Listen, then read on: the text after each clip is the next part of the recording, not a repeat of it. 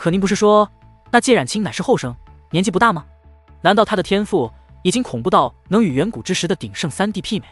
鳄鱼妖人仍觉不可思议，因为他也是远古时期的存在，他的修为是逐渐恢复的，相比于修炼自然要快得多。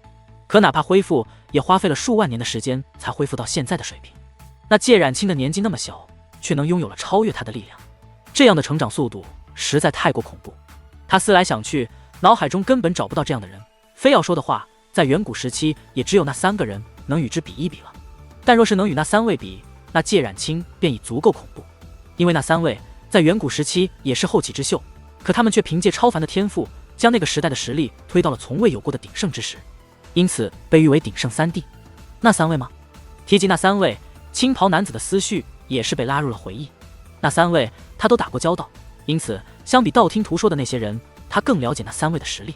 若与那3位比，那很难说，毕竟那3位是已经证明过自己的。介冉青现在距离那3位当年的成就还有着不小距离，但依我看，他有这个潜力。当然也不排除介冉青能如此快的成长，是与他的天赋被压制有关。青袍男子道：压制？鳄鱼妖人目露好奇，远古后期究竟发生了什么？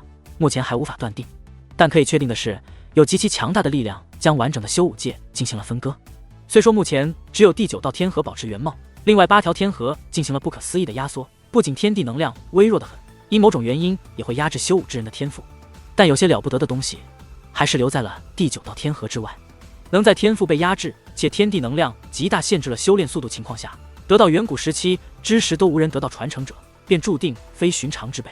因此这些人进入到第9道天河后，便会以不可思议的速度快速成长。相比于始终在第9道天河成长的修武者而言，那些从8道天河而来的后来者们的底牌更加的深不见底。我几乎能够确定，介冉青就是这样的人。青袍男子道：大人，听您这样一说，属下倒是想起一件事。这个时代开始至今，神之时代始终未曾出现过，莫非也在那8道天河之中？鳄鱼妖人问道。我在的时候未曾听闻过神之时代的消息，但毕竟已经过去这么久了，后面是否有出现过便不得而知了。青袍男子道：大人，那您可知晓神之时代内究竟是怎样的力量？鳄鱼妖人问。你知道？青袍男子反问。属下听闻那里面蕴藏着世间最强的力量。鳄鱼妖人道：都没有人获得过的力量，谁能证实是最强？青袍男子反问。这倒也是，传闻不可信，也许神之时代什么都没有，就是个糊弄人的。鳄鱼妖人笑得很是殷勤，因为他突然想起眼前这位大人当年也未能征服神之时代。实际上不止这位大人，远古时期有任何人能够征服神之时代，也正因如此，神之时代才被传得神乎其神。还有其他事吗？青袍男子问。属下没事了，属下已经明白您的意思。万法大人，那属下便先告退了。鳄鱼妖人再度施以一礼。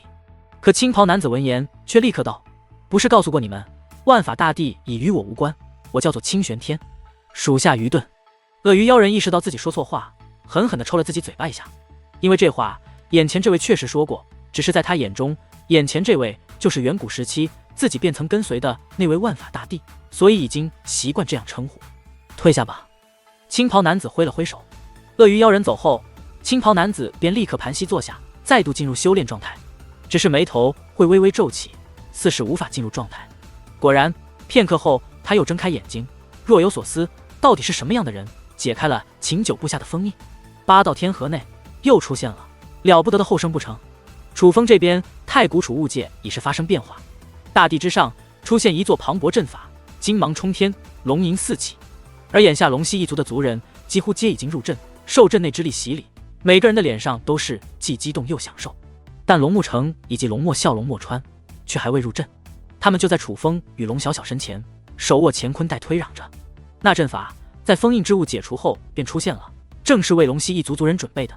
他们眼见成功，自然感激万分，所以便将提前准备的感谢之物拿了出来。小小，收下吧，前辈们的一番心意。楚风对龙小小劝道，因为他的那份他早收下了，倒是龙小小与龙沐橙不熟，有些不好意思，那便多谢前辈了。见楚风来劝，龙小小也将乾坤袋接过，随后笑眯眯地看了楚风一眼，笑得那叫一个灿烂。楚风乾坤袋内的那些其实楚风都不缺，帮助不大，但龙小小身为龙族后裔，龙息一族给他准备的修炼资源对他帮助却是不小。小小姑娘，你也是龙族后裔，我龙溪一族也是龙族后裔，你若不介意，便做我的弟子吧。龙沐橙忽然道。刚刚龙小小破阵的时候，他们都感受到了龙小小血脉的强大。龙沐橙自然不愿意错过这样一个好苗子，何况龙小小与楚风关系不浅。